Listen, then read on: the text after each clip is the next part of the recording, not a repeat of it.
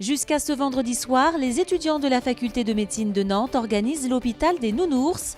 Ils vont recevoir plus de 450 enfants âgés de 4 à 6 ans pour soigner leurs doudous. L'objectif est double, permettre aux plus jeunes de se familiariser avec l'hôpital et aux plus âgés de mieux appréhender leurs relations futures avec les enfants. Branle-bas de combat au CHU de Nantes, Winnie, Tigrou et tous leurs amis en plus sont malades.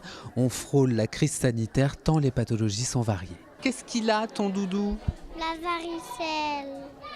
Il a mal au ventre et il s'est cassé une jambe. Il a mal au bras gauche. Il a une otite à chaque oreille.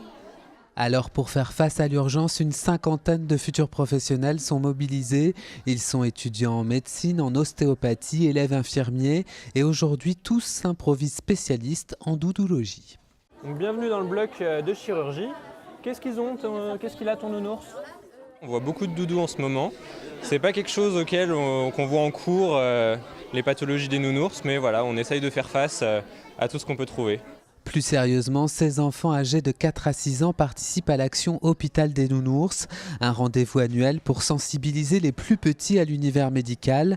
Objectif, apprivoiser les enfants, mais aussi apprendre à ces futurs praticiens à s'adapter à la jeune patientèle. Ils peuvent nous poser des questions sur la mort ou sur la maladie d'un parent aussi. Il y a des enfants qui ont des situations familiales particulières. Alors on a organisé une réunion avec une psychologue pour les bénévoles. Elle a permis de nous donner des pistes de réponse, d'appréhender ces questions en fait. Cette année, ils étaient 458 enfants à participer à l'Hôpital des Nounours. Raccorder tous les habitants de la métropole à la fibre optique d'ici 2020, c'est l'objectif que s'est fixé Nantes Métropole. Pour cela, Orange et SFR sont chargés des installations. Claire Villalon. Le nord pour Orange, le sud pour SFR, voilà la répartition de la fibre optique dans la métropole. Pour Nantes, le très haut débit est installé par plusieurs opérateurs privés. Le but, offrir une connexion Internet fibrée à tous les habitants. Pour cela, une convention vient d'être signée avec ces deux opérateurs. Je souhaite que les Nantaises, les Nantais, les habitants de l'agglomération puissent, étape après étape, savoir quand et comment le quartier dans lequel ils habitent sera raccordable.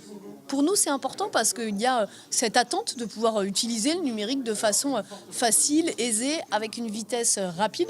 Donc, passer cette convention avec Orange et avec SFR, les deux de manière simultanée, c'est donner aux citoyens les outils de la visibilité et de la transparence. Concernant SFR, la fibre est déjà arrivée à Saint-Herblain, Rezé et Indre. Fin 2017, les communes de Couéron, Bougna et Sautron seront équipées. Il faudra attendre 2018 pour voir arriver le très haut débit aux Sorinières, aux Pèlerins ou encore à Boueil. Nous avons déjà aujourd'hui 160 000 foyers qui bénéficient de la technologie fibre. Et la convention que nous allons signer va permettre d'offrir à 74 200, alors c'est précis, nouveaux foyers d'avoir accès à ces technologies. Pour le nord de la métropole, Orange se fixe le même objectif. Le déploiement est en cours dans la plupart des communes. Seules deux villes vont devoir encore patienter. En effet, la fibre arrivera seulement en 2018 à Thoiry-sur-Loire et 2019 à Mauves-sur-Loire. En marge de la venue de leur PDG sur le dossier du très haut débit, les salariés d'SFR ont débrayé à Saint-Herblain. Ils protestent contre une réduction des effectifs annoncée pour cet été. Cédric Manet. D'un côté, un PDG de passage à Nantes pour présenter la fibre SFR. De l'autre, des salariés qui marquent cette visite par un piquet de grève et rappellent les réductions d'effectifs prévues cette année. Mais curieusement, pas de rencontre. Au quotidien, pourtant, des agents qui constatent une dégradation de leur activité. Tous les jours, des relances, des dossiers qui ont des semaines, des mois de retard. C'est pas le service client comme on peut l'imaginer, quoi. Ça vend pas du rêve. Pas de rêve, mais une réalité crue, rabâchée par la direction. La compétition est très rude.